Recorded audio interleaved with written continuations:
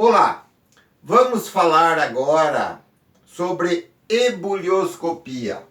Este é o assunto no prosseguimento do nosso conteúdo a respeito de propriedades coligativas.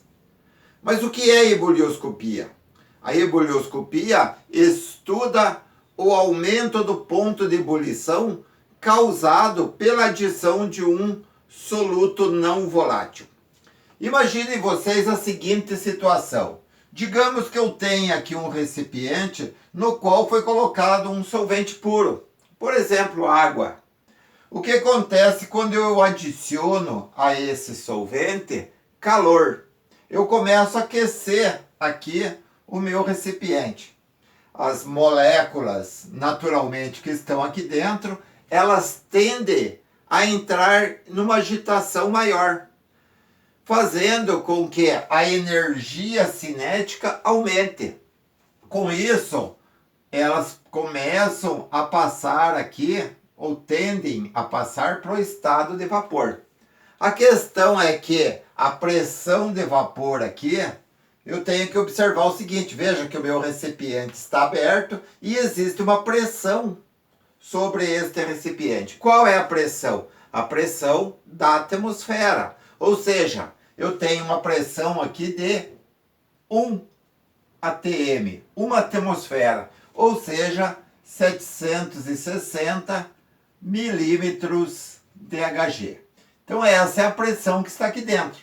E as moléculas tendem a entrar em energia cinética e elas só vão entrar em ebulição no momento em que ela passar de 1 atm de pressão. Ou seja, que ela tiver uma pressão maior que 760 milímetros de Hg. Aí, então, ele começa aqui a entrar em ebulição. Mas o que acontece se a esse solvente puro eu vim aqui e adicionar a ele, vamos desenhar aqui uma colherzinha, vim aqui adicionar a ele um sal. Eu vou ter uma solução. Essa solução, o que vai acontecer? Se o meu solvente ele estiver ali em ebulição, no momento que eu adicionar o soluto, ele vai parar a ebulição dele. No momento que eu tenho a solução, o que acontece? As moléculas do soluto que eu adicionei aqui dentro, eles vão interagir com as moléculas da água. E essa interação vai fazer com que dificulte a passagem de 1 atm aqui de pressão. Naturalmente vai levar um tempo maior para que entre em ebulição novamente. Ou seja, eu vou ter que adicionar uma quantidade maior de energia, de mais calor aqui, para que essas moléculas que estão aqui de solvente, eles entrem em ebulição novamente, devido à interação do soluto. Então, para isso, eu vou precisar de muito mais calor. Observem o gráfico que foi colocado aqui ao lado. Veja que nesse meu gráfico aqui, eu tenho aqui dois eixos. O eixo que é chamado eixo de Y, né? E que aqui, ele me diz que aqui é a pressão em milímetros de Hg.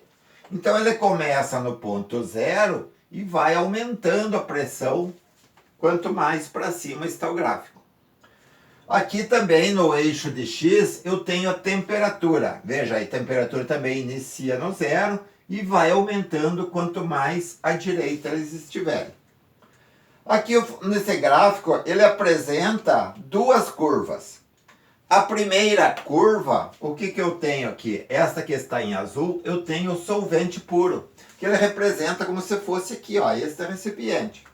E o minha segunda curva, essa curva que está em vermelho, eu tenho a minha segunda parte aqui, que é o solvente não mais puro, mas ele em solução, qual foi adicionado um soluto a ele. Observe que aqui eu tenho as duas curvas. O que acontece? Se eu observar aqui no meu gráfico, observem que a pressão aqui é a mesma para os dois. Ó. A pressão é a mesma. Mas para que os dois cheguem à pressão e passem em ebulição, veja que o meu solvente puro, ele vai precisar de uma quantidade X aqui de temperatura. Já ele em solução, veja que ele vai precisar de uma temperatura Y. Ou seja, ele vai precisar de maior temperatura, porque a temperatura está subindo, tá?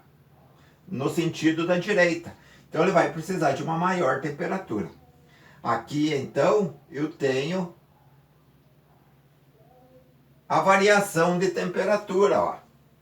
O solvente puro ia precisar desta temperatura, já a solução vou precisar de uma quantidade maior de temperatura.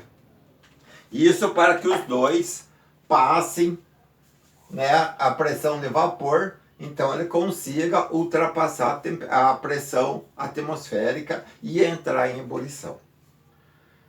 Um assunto bastante tranquilo, né? Isso no dia a dia a gente vê na nossa casa, né? Muitas vezes a gente está lá na cozinha fazendo alguma coisa com temperatura já com água em ebulição, e quando a gente adiciona um tempero ou alguma coisa assim, a gente vê que a ebulição naquele momento ele cessa. Ou um sal, ou alguma coisa, a gente vê que a ebulição para, e para isso, para que ela entre em ebulição novamente, eu vou ter que adicionar muito maior temperatura, fazendo com que a energia cinética das suas moléculas aumente, para que ela possa vencer então aquela pressão atmosférica. Espero que vocês tenham entendido. Vamos fazer algumas atividades a respeito do assunto. Até mais!